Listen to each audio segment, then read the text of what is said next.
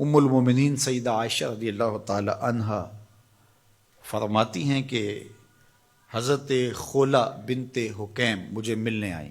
یہ بڑی خوبصورت وجیع الشکل خاتون تھیں اور بہت نفیس طبیعت کی مالکہ تھیں اور خوشبو بہت اچھی لگاتی تھیں اور خوش لباس تھیں، لیکن جب وہ مجھ سے ملیں تو ان کے کپڑے میلے کچیلے تھے، تو مجھے حیرت ہوئی۔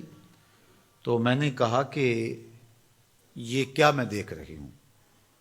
تو اس خاتون نے کہا کہ حضرت عبداللہ ابن رواحہ اور میرے شوہر عثمان بن مظعون رضی اللہ تعالیٰ عنہ اور دیگر کچھ اصحاب نے اپنی راتوں کو عبادت کے لیے مخصوص کر لیا ہے اور دن کو وہ کثرت کے ساتھ روزے رکھتے ہیں اور گوشت نہیں کھاتے۔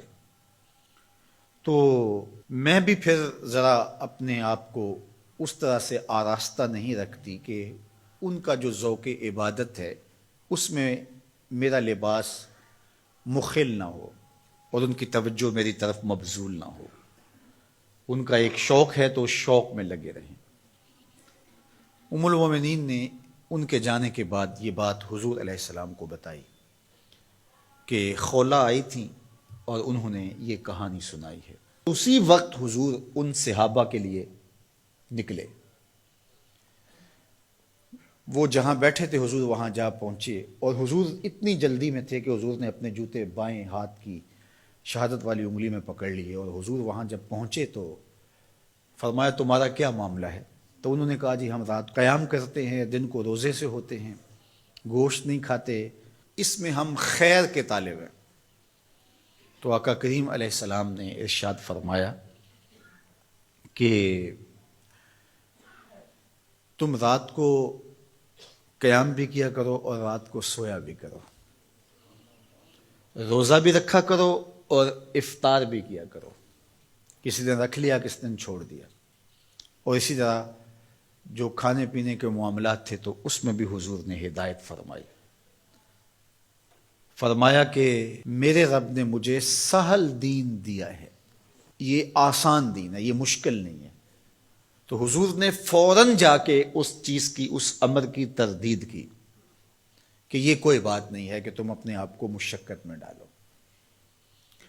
حضرت عثمان بن مظعون رضی اللہ تعالیٰ عنہ نے حضور سے اجازت طلب بھی کی، دوسرا موقع تھا، چونکہ یہ بہت ہی زہد کا مزاج رکھنے والے صحابی تھے۔ ویسے صحابہ میں غالباً 13واں یا 14واں نمبر ہے ان کا اسلام لانے کا۔ ہجرت حبشہ بھی انہوں نے کی ہے، حضور کے رضائی بھائی بھی لگتے ہیں۔ انہوں نے حضور سے اجازت طلب کی کہ ہمیں تبتل کی اجازت دے دی جائے۔ تبتل کیا ہے؟ کہ سب سے کٹ کے اللہ کے ہو جائیں، اور یہ جز وقتی تبتل اختیار کرنا، اس کی ہمیں تلقین کی گئی ہے۔ وَتَبَتَّلْ إِلَيْهِ تَبْتِيلًا۔ اللہ نے قرآن مجید میں اپنے محبوب علیہ السلام سے کہا محبوب کبھی کبھی سب سے کٹ کے اس طرح کا رنگ اختیار کیا کرو، اور یہ ہمیں بھی تلقین ہے۔ کبھی کبھی دن میں ایک مرتبہ آدھے گھنٹے کے لیے، 2 گھنٹے کے لیے موبائل بھی بند ہو، دروازہ بھی بند ہو، لائٹیں بھی کم کر لی جائیں، مصلی ہوں، آپ ہوں، آنسو ہو اور جذب ہو رہے، اس کا کوئی گواہ نہ ہو، اس کی ویڈیو بنانے کی ضرورت نہیں ہے، اور صبح بتانے کی بھی ضرورت نہیں رات مجھے بڑا رونا آیا۔ بالکل تبتل کا مطلب بس اسی کی ہو جاؤ۔ غار حرا کی خلوتیں تبتل ہیں، اعتکاف کے ایام تبتل ہیں، سحری کے لمحات کے اندر بیٹھ کر کے اپنے آپ کو سب سے کاٹ کے اس کے ساتھ وابستہ کر دینا، یہ تبتل ہے۔ یہ تو ہونا چاہیے، لیکن یہ تبتل کلیتاً کہ مکمل تبتل اختیار کر لیا جائے رہبانیت کی طرح، تو اس کی نفی کی گئی۔ لا رہبانیت فی الاسلام، کوہ غار کی زندگی، بیوی بچے چھوڑ دیے جائیں، گھر بار چھوڑ دیا جائے اور تبتل اختیار کر لیا جائے، اور جنگلوں کا راستہ لے لیا جائے اور وہاں جا کے وقت گزارا جائے اور ترک دنیا کر دی جائے۔ اسلام نے ترک دنیا سے ہمیں منع کیا ہے کہ ترک دنیا نہ کرو، لیکن غرق دنیا سے بھی منع کیا ہے کہ دنیا میں غرق بھی نہ ہو جاؤ۔ صوفیہ فرماتے ہیں دنیا میں ایسے رہو جس طرح کشتی پانی میں رہتی ہے، کہ پانی میں رہتی ہے لیکن پانی کو اپنے اندر نہیں آنے دیتی، کیونکہ کشتی پانی میں رہے تو خود بھی تیرے گی، اپنے اوپر بیٹھنے والوں کو بھی ساحل پہ لگائے گی، لیکن اگر پانی کشتی میں آ گیا تو کشتی کو لے ڈوبے گا، کشتی کے مسافروں کو بھی لے ڈوبے گا۔ کہا تم دنیا میں رہو، دنیا تمہارے اندر نہ رہے۔ اگر دنیا تمہارے اندر آ گئی تو پھر تمہارا کچھ بھی باقی نہیں بچے گا۔ من نظر الی الدنیا نظر الحب اخرج اللہ تعالی من قلبہ نور الیقین والزہد۔ جو دنیا کی محبت میں غرق ہو جاتا ہے، اللہ اس کے دل سے زہد اور تقوی کے نور کو کھینچ لیتا ہے، پھر اس کے پلے کچھ بھی نہیں رہتا۔ تو یہ بھی منع کیا گیا ہے۔ لیکن دنیا ہی ترک کر دی جائے، دنیا ہی چھوڑ دی جائے اور کوہ و غار کی زندگی اختیار کی جائے، تو انسان کو اللہ نے بنایا ہی اسی لیے ہے کہ اس سے افزائش نسل ہو، معاشرت پیدا ہو، احکام شریعہ ہیں۔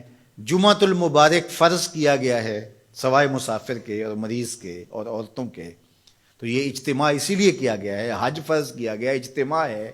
جماعت کا کہا گیا ہے، اکیلے پڑھنے کے بجائے جماعت سے آگے پڑھو۔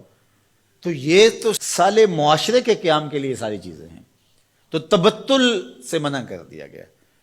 اور صحیح بخاری میں ہے کہ فرماتے ہیں اگر ہمیں حضور تبتل کی اجازت دے دیتے، صحابی فرماتے ہیں لختصینا، تو ہم اپنی مردانہ طاقتیں ختم کر لیتے اور ہم بالکل کٹ جاتے دنیا سے، لیکن حضور نے اس کی اجازت تبتل کی نہیں دی ہے۔